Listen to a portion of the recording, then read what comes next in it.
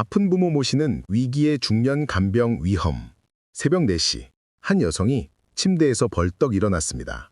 어머니 방에서 들려온 신음소리 때문이었습니다. 잠옷 차림으로 뛰어가 보니 어머니는 화장실에 가시려다 넘어져 계셨습니다. 부축해서 일으켜 세우고 화장실까지 모시고 다시 침대에 눕히는데 1시간이 걸렸습니다. 겨우 잠자리에 들렸는데 이번에는 시아버지의 기침 소리가 들렸습니다. 그녀는 한숨을 삼키며 다시 일어났습니다. 이런 날이 벌써 3년째입니다.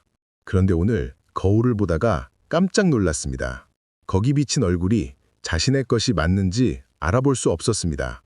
불과 3년 전만 해도 활기찬 50대였던 그녀는 이제 70대처럼 보였습니다. 무엇이 그녀를 이렇게 만들었을까요? 오늘 우리가 나눌 이야기는 누구에게나 찾아올 수 있는 현실입니다. 부모님의 노환과 질병, 그리고 그것을 감당해야 하는 중년 자녀들의 무너져가는 일상에 관한 진실입니다. 첫 번째 위기, 예고 없이 찾아온 간병의 무게. 60을 간 넘긴 한 남성의 이야기입니다. 그는 평범한 직장인이었습니다. 성실하게 일하고 저축하고 은퇴 후 아내와 함께 여행이라도 다니며 살 계획이었습니다. 그런데 어느 날 갑자기 아버지가 쓰러지셨습니다. 뇌졸중이었습니다. 병원에서 한 달을 보내고 퇴원했지만 예전의 아버지가 아니었습니다. 반신이 마비되어 혼자서는 아무것도 할 수 없는 상태가 되셨습니다. 처음에는 이렇게 생각했습니다. 한두 달만 지나면 회복되실 거라고 믿었습니다. 그래서 직장에 휴가를 내고 아버지를 돌봤습니다. 아침에 일어나 세수시키고 식사 도와드리고 약 챙겨드리고 물리치료 모시고 저녁에 씻겨드리는 일상이 시작되었습니다.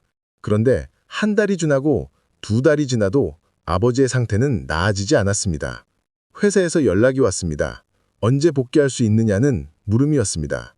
그는 난감했습니다. 아버지를 혼자 두고 출근할 수도 없고 그렇다고 계속 쉴 수도 없었습니다. 고민 끝에 요양보호사를 알아봤습니다. 그런데 비용을 알고 나서 깜짝 놀랐습니다. 한 달에 200만 원이 넘는 금액이었습니다.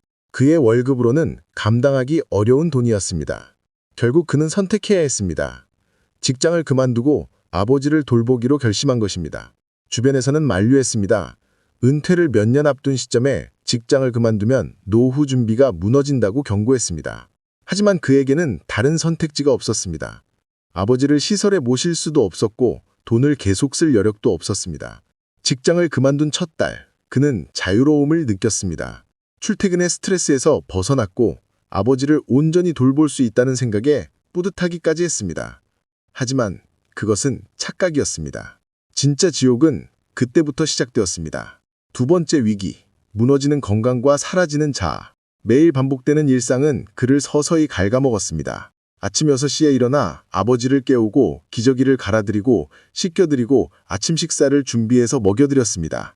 식사 후에는 약을 챙겨드리고 침대에서 휠체어로 옮기고 거실로 모시고 텔레비전을 켜드렸습니다. 그 사이 그는 집안일을 했습니다. 설거지하고 빨래하고 청소하고 점심 준비를 했습니다. 점심을 먹이고 나면 잠시 낮잠을 재우고 그 시간에 장을 보러 나갔습니다. 서둘러 다녀와야 했습니다. 아버지가 깨어나시면 화장실에 가시겠다고 부르시기 때문입니다. 오후에는 물리치료 시간이었습니다. 아버지를 휠체어에 태우고 엘리베이터를 타고 내려가 차에 태웠습니다. 병원까지 가서 치료받는 동안 기다렸다가 다시 집으로 모셔왔습니다. 저녁 식사를 준비하고 먹이고 다시 약을 챙겨드리고 씻겨드리고 침대에 눕혀드렸습니다.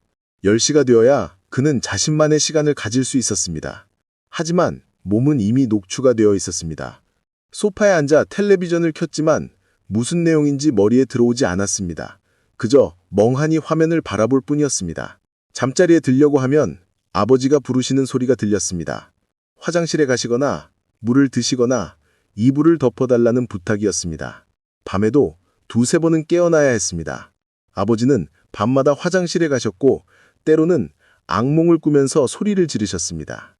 그는 제대로 잠을 잘 수 없었습니다. 얕은 잠을 자다가 작은 소리에도 깨어나는 나날이 계속되었습니다. 석 달이 지나자 그의 몸에 이상 신호가 왔습니다. 허리가 아프기 시작했습니다.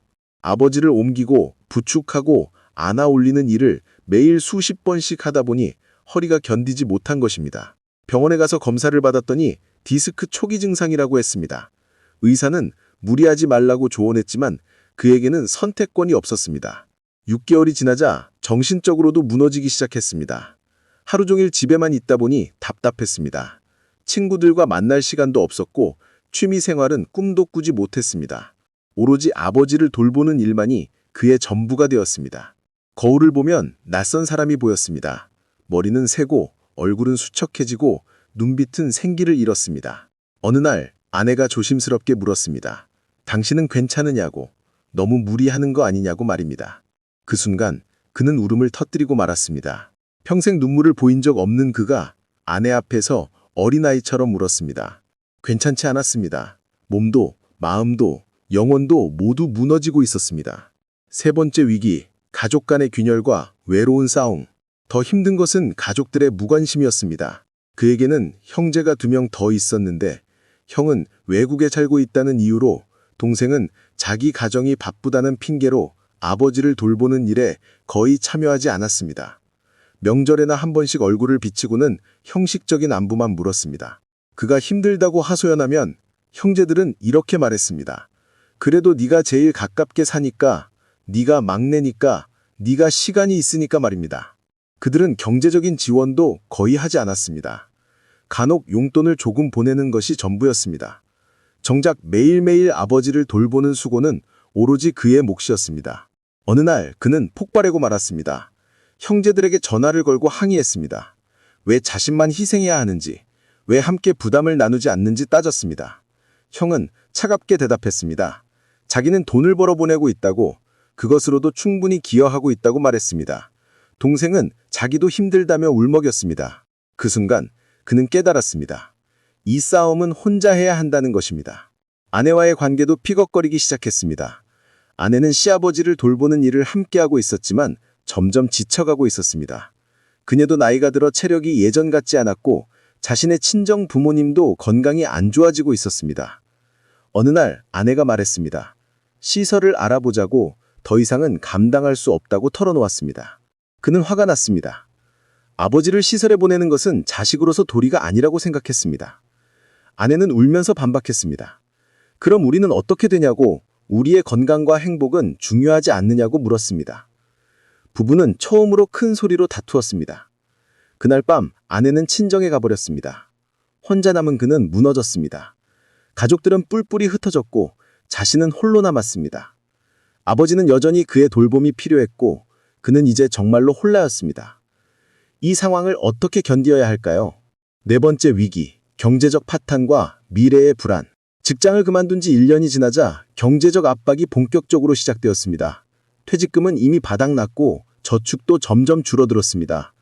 아버지의 의료비, 약값, 기저귀값, 영양제 값이 만만치 않았습니다.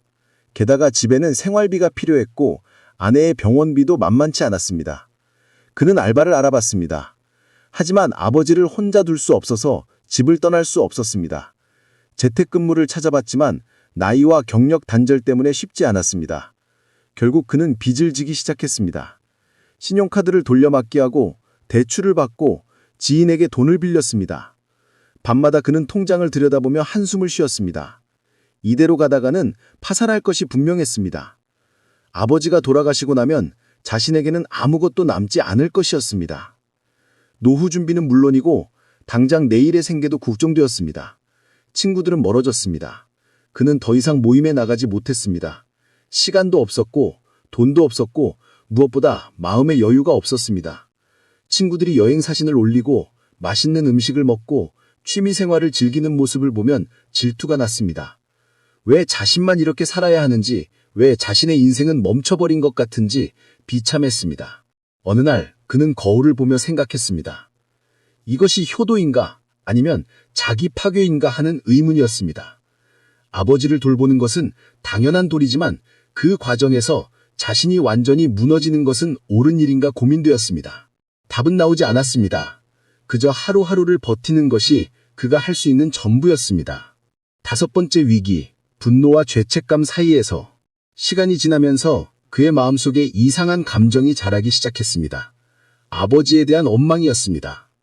왜 이렇게 오래 사시는지, 왜 이렇게 빨리 회복하지 못하시는지, 왜 자신의 인생을 앗아가시는지 원망스러웠습니다. 그런 생각을 할 때마다 자신이 너무 나쁜 사람 같아서 죄책감이 밀려왔습니다.